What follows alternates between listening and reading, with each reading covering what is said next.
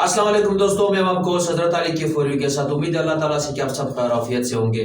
दोस्तों आज आपको एक ऐसे ग्रुप के बारे में बताएंगे जिसे एसएसजी कमांडो कहते हैं, यानी स्पेशल सर्विसेज ग्रुप। ये हम आर्मी से कहीं गुना वेल ट्रेंड होता है। एसएसजी कमांडो अमूमन वो मिशन सर अंजाम देते हैं जो आर्म फोर्सेस के लिए मुश्किल होता है। 1947 की पाक भारत जंग के बाद फौज के अंदर एलीट कमांडो डिवीजन के कयाम को अमल में लाया गया। Pakistan special services group SSG army को 1956 में अमेरिकी फौज के स्पेशल फोर्सेस की मदद से एलीट स्पेशल ऑपरेशन डिवीजन के लिए बाकायदा कमीशन बनाया गया। इसमें कुल 8 यूनिट्स और 4 कंपनीज होते हैं। बटालियन यूनिट नंबर 1 जिसको वेल्ड्रम के नाम से बुलाया जाता है, इसका मतलब है बिजली और ये तुर्की जबान का लफ्ज है। इसका हेडक्वार्टर अटक में है। यूनिट नंबर 2 कमांडो बटालियन जिसको राबर कहते हैं, इसका मतलब है रास्ता दिखाने वाला। इसका हेडक्वार्टर भी अटक में है। यूनिट नंबर 3 कमांडो बटालियन जिसको पावंदा कहते हैं, जिसका मतलब है कोची यानी कोच करने वालों को कहते हैं। ये पश्तो जबान का लफ्ज है। एक और जगह पर इसका मतलब है कि वो चीज जो ज्यादा वक्त ले हासिल करने में। यूनिट नंबर 4 कमांडो बटालियन का नाम यलगार है, जिसका मतलब है दुश्मन पर हमला करना या चढ़ाई करना। यूनिट नंबर 5 कमांडो बटालियन, इस यूनिट का नाम है जिलजिल, जिसका मतलब है लरजना। यूनिट नंबर 6 कमांडो बटालियन अलसमसम, जिसका नाम है, जिसका मतलब है तेज तलवार या तीर। यूनिट नंबर 7 कमांडो बटालियन जिसका नाम है बबरूम, जिसका मतलब है दुश्मन के लिए खूनखार और ताकतवर होना।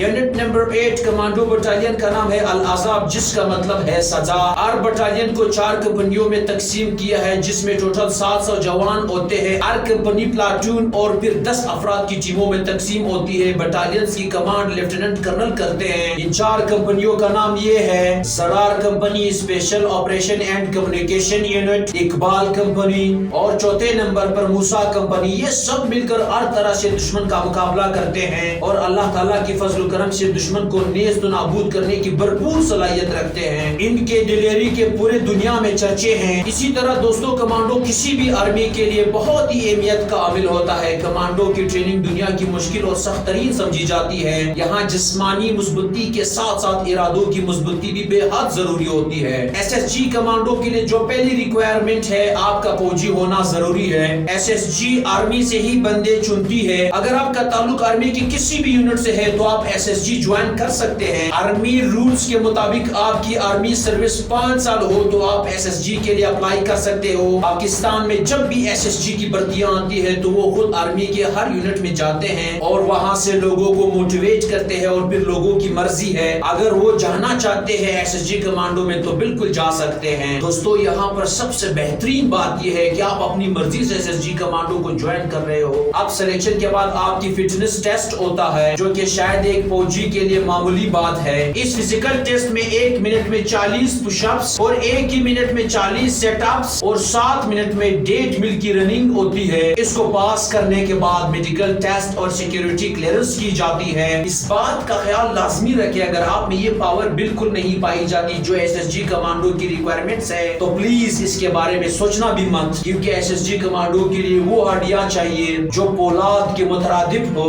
सिलेक्शन के बाद आपको केपीके में ट्रेनिंग के लिए भेजा जाता है, जिसे चिराट सेंटर कहते हैं। जैसे ही आप ट्रेनिंग सेंटर के अंदर जाते हैं तो वो आपको कहते हैं कि ब्रदर हम आपको वेलकम कहते हैं, मगर आप अपना सामान गेट पर ही रखो और फ्रंट रोल शुरू कर दो, चाहे आपने कितने ही खूबसूरत कपड़े या पेंट शर्ट क्यों ना पहनी हो। जैसे जैसे वक्त गुजरता जाता है ट्रेनिंग इतनी ही मुश्किल होती जाती है। आपको सख्त जान बनाने के लिए आपको बोरी में बंद करके जो चित्रोल की जाती है वो नाकाबिले बयान है। तब तक ये चित्रोल की जाती है जब तक आपकी बस न हो जाए और आप निडाल न हो जाए। आप जितना ही ज्यादा रोएंगे चित्रोल उतना ही स्पीड से तेज होती जाएगी। अगर आप चाहते हो कि मार कम का है तो फिर आराम से मार को बर्दाश्त करते जाएं जब तक बेहोश नहीं हो जाते या आपकी हालत गैर नहीं हो जाती। आप अपने आप को बिल्कुल नहीं छुड़ा सकते चित्रोल से। इस मार कुटाई का मकसद ये है कि अगर आप दुश्मन के हाथ खुदा न खास्ता लग भी जाए तो आप में इतनी सलाहियत होनी चाहिए कि आप दुश्मन के मार को बर्दाश्त कर सको।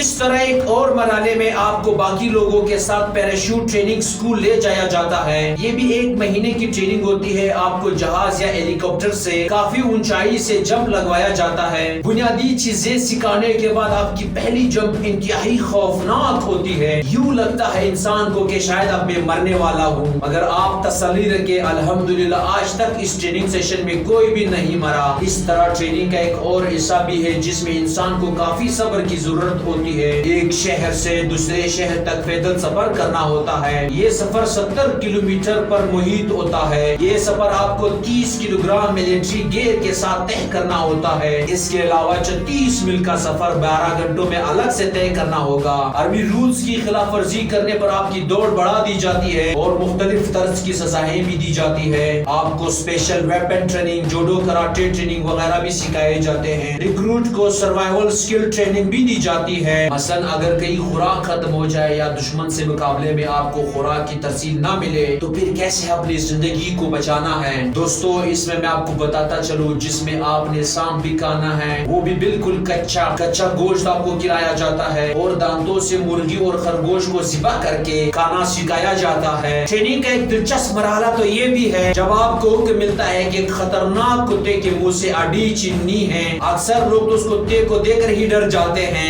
اس ٹیسٹ کا مقصد اصل میں یہ ہوتا ہے کہ آپ نے ناممکن کو ممکن میں ہی بدلنا ہے. اس کے بعد پھر میپ نیویگیشن کا مرحلہ آتا ہے جس کا مقصد یہ ہوتا ہے کہ آپ کو بنیادی چیزوں کا پتہ ہو. اس کے بعد ویران جنگل میں تنہا چھوڑ دیا جاتا ہے جہاں سے آپ کو اپنے مطلوبہ جگہ پر ٹائم سے پہنچنا ہوتا ہے. میپ نیویگیشن میں آپ کو نارتھ سائڈ یعنی شمال کی طرف کا علم ہر حال میں ہونا چاہیے. اگر آپ کے پاس نارتھ کا پتہ ہوگا تو باقی سائڈز کا پتہ لگانا پھر آسان ہوتا ہے. اچھا آپ کو نارتھ کا کیسے پتہ چلے گا؟ یہی چیزیں تو سکھائی جاتی ہے جنگل میں. اگر آپ کو سورج نظر آ رہا ہے تو دن ہے اور اگر چاند نظر آ رہا ہے تو رات ہے. اگر ستارے نظر آ رہے ہیں تب بھی رات ہے. اگر پھر بھی پتہ نہیں چل رہا ہے تو پھر آپ کے آس پاس کوئی قبر یا قبرستان لازمی نظر آ رہا ہوگا تو اس سے پتہ چل جاتا ہے کہ نارتھ کس سائڈ پر ہے. اگر پھر بھی پتہ نہیں ہو رہا تو پھر جنگل میں موجود پلوں سے لازمی پتہ چل جاتا ہے. اگر اس کے بعد بھی آپ کو نارتھ سائڈ کا بالکل علم نہیں ہے تو ایک پتہ لے کر جواڑ کے پانی پر ہلکا سا رکھ دے، اس پر کوئی باریک سی سوئی رکھ دے. اس طریقے سے آپ آسانی سے نارتھ یعنی شمال کا پتہ لگا سکتے ہو. ان سب باتوں کا مطلب یہی ہے، مقصد یہی ہے کہ آپ نے ہر حال میں شمال کا پتہ لگانا ہے. اگر آپ شمال کا پتہ نہیں لگاؤ گے تو آپ جنگل سے کبھی بھی نہیں نکل سکتے ہو. دوستو اس جنگل میں خطرناک جانور ہوتے ہیں، آپ نے ان سے لڑنا ہے مگر اپنے آپ کو اپنی سیف جگہ پر لازمی پہنچانا ہے. اس ویڈیو کا مقصد یہی ہے کہ آپ سب کو پتہ چلے کہ ایس ایس جی کمانڈو کا ٹریننگ کس طرح ہوتا ہے. اس بیج کو حاصل کرنے کے لیے کون کون سی قربانیوں سے گزرنا پڑتا ہے. ایک اور بہت خطرناک مرحلہ آتا ہے جس سے تقریباً 100 میں سے 90% لوگوں کو ڈر لگتا ہے. یہ ڈر اور بھی بڑھ جاتا ہے جب بندہ خود ڈیم کے پانی کو دیکھے تو اس پر ایک عجیب سی خوف اور بے چینی طاری ہو جاتی ہے. یہ مرحلہ تیراکی کا ہے. فل آرمی یونیفارم میں جتری رائفل کے ساتھ آپ کو ڈیم کے کڑے پانی میں پھینک دیا جاتا ہے. دوستو یہ ڈیم کوئی عام ڈیم نہیں ہے بلکہ پاکستان کا سب سے بڑا ڈیم تربیلا ڈیم ہے.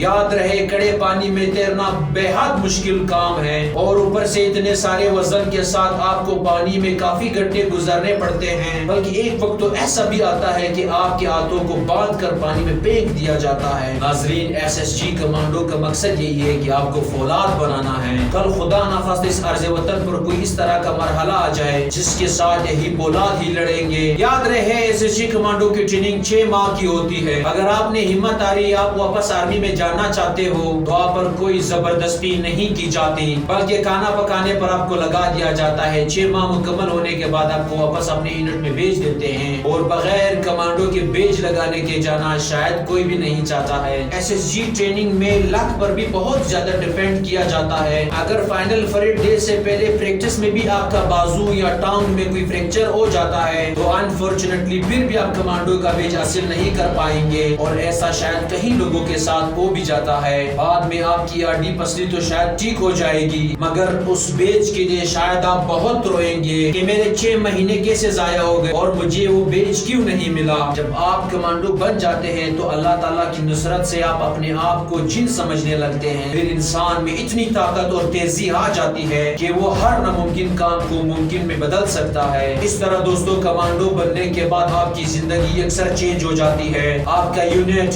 ڈیوٹی اور آپ کی سیلری بھی تبدیل ہو جاتی ہے. آرمی کے ذریعے آپ کے باہر ممالک جانے کے چانسز بھی بڑھ جاتے ہیں. آپ کو اسپیشل کھانا اور اسپیشل ڈیوٹی دی جاتی ہے اور اسپیشل آپریشنز کے لیے بھی اکثر ایس ایس جی کمانڈو کو ہی بلایا جاتا ہے. اس طرح اگر آپ I S I inter services intelligence چلے جاتے ہیں تو آپ کو پھر خاص مقصد حاصل کرنے کے لیے خاص مشن پر بھیجا جاتا ہے. کیا خوب کسی نے کہا ہے کوئی ہمیں خاک مارے گا، ہم تو طلبگار ہوتے ہیں صبح شام شہادت کے، ہم حق پر جان کٹائیں گے ہم شوق شہادت والے، وہ ساتھ ہمارا ترک کر دے جو موت سے ڈرتے ہیں۔ امید ہے کہ آپ سب کو میری یہ ویڈیو بہت اچھی لگی ہوگی۔ اگر اس طرح کی اور بھی ویڈیوز آپ چاہتے ہیں تو پلیز ہمیں کومنٹ سیکشن میں بتا دیں اور ہمارے پیج کو فالو کریں اور ان ویڈیوز کو زیادہ سے زیادہ شیئر کریں۔ اگلی ویڈیو تک میں آپ کا ہوسٹ حضرت علی آپ سے اجازت چاہتا ہوں۔ اللہ حافظ۔